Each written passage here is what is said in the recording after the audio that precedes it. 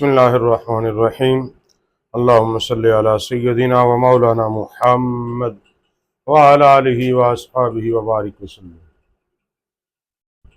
فی زمانہ آج کل صوفیاء کاملین پر بڑی شدت کے ساتھ تنقید کی جاتی ہے کہ صوفیاء نے اپنے زمانے میں کیا کیا ہے،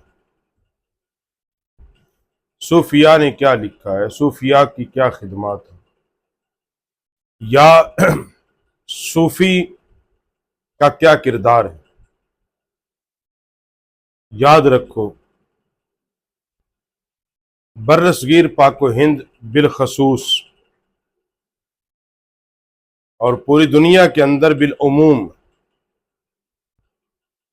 اسلام کی تبلیغ اور اسلام کا جو پیغام خاموشی کے ساتھ، تحریک کی صورت میں، نرم دلی کے ساتھ، حکمت کے ساتھ، دانائی کے ساتھ جو لوگوں تک پیغام اسلام پہنچایا، اس میں سب سے بڑا اور اہم کردار صوفیاء کا۔ صوفیاء اصل میں لوگوں کو جب اپنے قریب کرتے ہیں، انسان کو انسان بناتے ہیں۔ سب سے جو بڑی بات ہے کہ صوفیاء لوگوں کے دلوں میں عاجزی اور انکساری پیدا کرتے ہیں، تکبر کو نکال دیتے ہیں۔ صوفی کا کام ہی یہ ہے کہ وہ بہت کم گفتگو کرتا ہے،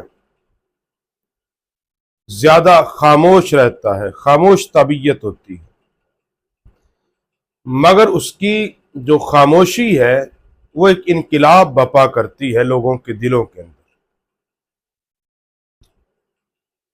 اور صوفی جب بولتا ہے بڑے لفظ ناپ تول کر بولتا ہے، اور وہ سامنے والے کے مزاج کے مطابق بولتا ہے، اور اس انداز سے وہ گفتگو کرتا ہے کہ سامعین پر اس کی گفتگو کا اثر ہو جائے۔ یہ کرتے ہیں صوفیاء کہ وہ انسان کو اس کی اصل انسانیت کی طرف لوٹاتے ہیں، اس کے اندر ادب، اخلاق، بولنے کا سلیقہ اس کے اندر پیدا کیا جاتا ہے۔ خانگاہوں میں، درگاہوں میں، صوفیاء کے حجروں میں جو چیز سکھائی جاتی ہے، وہ سب سے پہلا اور بنیادی چیز وہ ادب سکھایا جاتا ہے کہ تم نے ایک درویش سے، فقیر سے، اللہ والوں سے، دینداروں سے، اپنے سے بڑوں سے تمہارا انداز گفتگو کیا ہونا چاہیے۔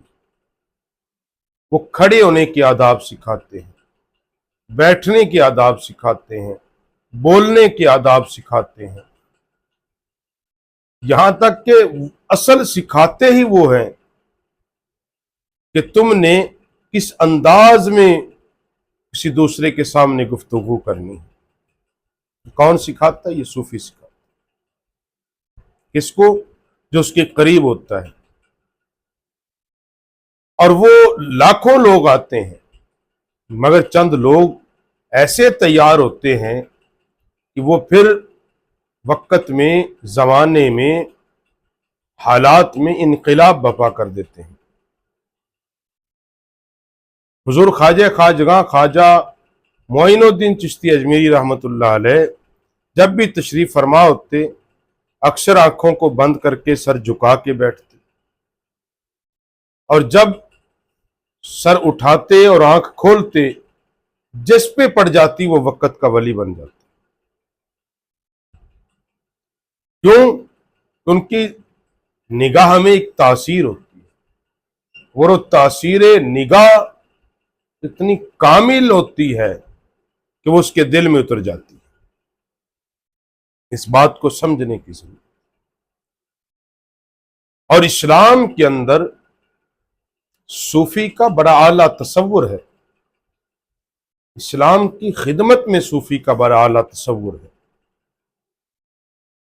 یہ آپ کو برصغیر کے اندر جو ہر طرف اسلام پھیلا ہوا نظر آتا ہے، یہ صوفیاء کا پھیلایا ہوا ایک گلشن ہے۔ خانگاہیں، مدارس، مساجد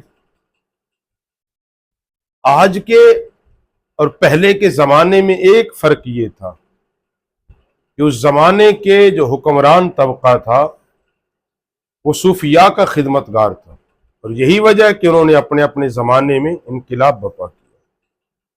صوفی خود خاموش رہتا ہے مگر وہ سامنے والے کو بولنے کا سلیقہ سکھاتا ہے۔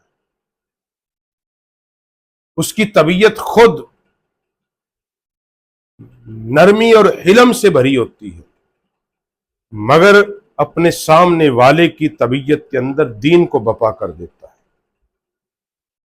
اس لیے صوفیاء کو جب آپ چھوڑ دیں گے، بالکل اس کو اگنور کر دیں گے، ان سے بغاوت کریں گے، پھر ممکن نہیں ہے کہ آپ کا روحانی سفر چل سکے، آپ روحانیت میں ترقی کر سکیں، یا آپ جس مقصد کے لیے دنیا میں آئے ہو وہ مقصد پا سکیں، یا آپ کے اندر اخلاق، ادب، احترام کی دولت آ سکے۔